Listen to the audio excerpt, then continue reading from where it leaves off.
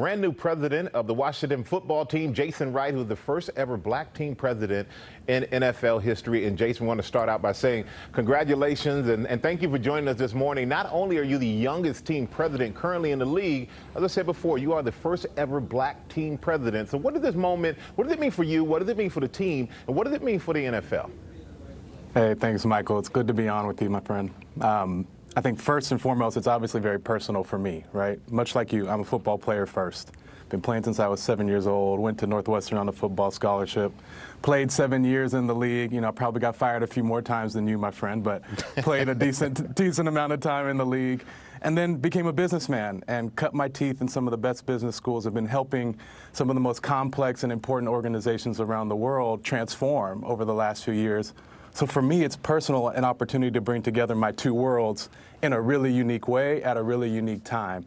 And the fact that I happen to be black and the most qualified person for this is a boost. And I love that. The most qualified person is the first thing that I think of when I think about you, Jason. But it's not an easy job. It is so far from being an easy job because you're joining a franchise that is in a lot of turmoil right now.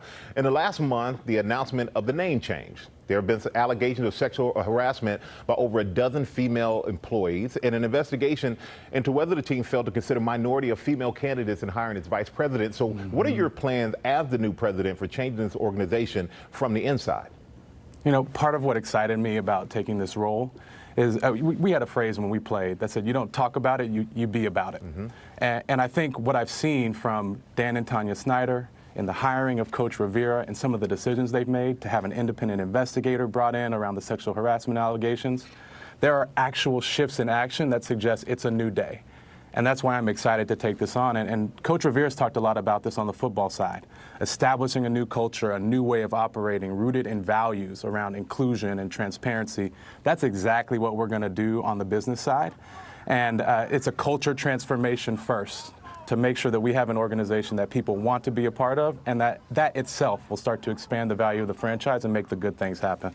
And another change that is coming to the football team is the name.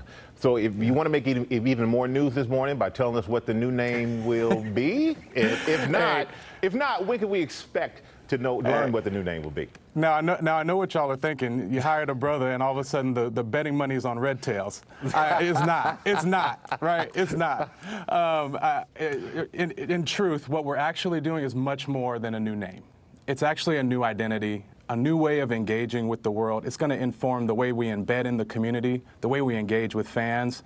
And so it's much bigger than just a name or a logo or whatever you're going to put on the jersey. And plus, the jerseys are pretty clean right now anyway, so there's not much to change. But it's going to be a longer process. And it's going to engage the fans intensely. It's going to engage the sponsors intensely. And by the end of this is going to be a community decision that we make as a Washington football community. And I'm really excited to dive in. I still got a week before I start, but I'm eager. Well, that's good. A community decision on the name. We're going to turn to the season that's coming up. A lot of people are excited about the season, but it's going to be unlike any other. Full contact training camp. Training is expected to start today. And we know that football, it's physical, and the distancing is impossible. So are you confident in the plans that the NFL has for that? You know, I'd have to have perfect foresight to say we know it's going to go perfectly well. I am confident in the plans that have been laid by the team, confident in the plans that have come down from the league. It's clear we're going to execute with excellence, but it would be the utmost hubris to say we know it's all going to go perfectly. And so what I think we have to do, we have to be data-driven. We have to look at how the data is changing day by day.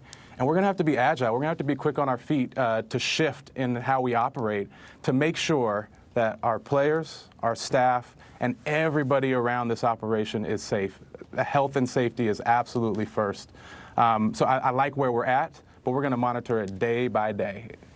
I know a lot of fans are hoping that it really works out because a lot of people really miss football. And we just want to say, you know, Alex Smith is a great story coming out of Washington this season, seeing him getting cleared to come back. So hopefully he gets back on the field for you guys. I want to congratulate you again, Jason, on your accomplishment. And we wish you a lot of luck this season. Thank you. Thank you. We'll need it. Appreciate it. All right. Take care. George? I thought you were going to get that name there, Michael. I tried. He wasn't giving it up.